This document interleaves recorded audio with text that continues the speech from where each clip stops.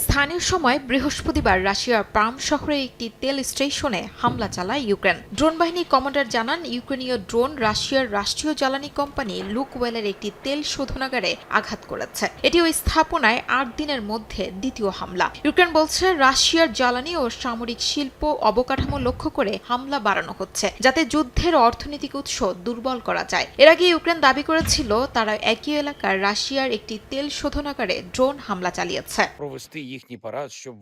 রাশিয়ার সীমিত যুদ্ধবিরতির ঘোষণা নিয়ে কড়া সমালোচনা করেছেন ইউক্রেনের প্রেসিডেন্ট ভলোদিমির জেলেনস্কি।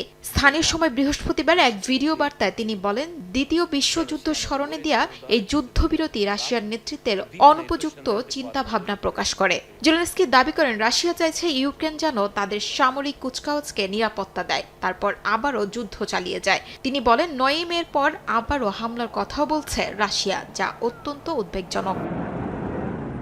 এছাড়াও রাশিয়ার ভিক্টোরি ডে উদযাপনে বিদেশি প্রতিনিধিদের মস্কো না যাওয়ার আহ্বান জানিয়েছে ইউক্রেন প্রেসিডেন্ট ভলোদিমির জেলেনস্কি। তিনি বলেন, যুদ্ধবিরতির প্রস্তাব দেওয়ার পর রাশিয়া বিমান হামলা চালিয়ে যাচ্ছে এবং নতুন হুমকিও দিচ্ছে। এদিকে কয়েকটি দেশের প্রতিনিধি মস্কো সফরের পরিকল্পনা করছেন বলেও জানান ইউক্রেনের প্রেসিডেন্ট। তবে এমন সিদ্ধান্তকে অস্বাভাবিক বলে মন্তব্য করেন তিনি। অন্যদিকে বৃহস্পতিবার মধ্যরাত থেকে রোববার পর্যন্ত যুদ্ধবিরতির ঘোষণা দিয়েছে রাশিয়া। একই সঙ্গে কিয়েভ থেকে কূটনীতিকদের সরিয়ে নেওয়ার পরামর্শ দিয়েছে মস্কো। শিউলি রোসা, সময় সংবাদ।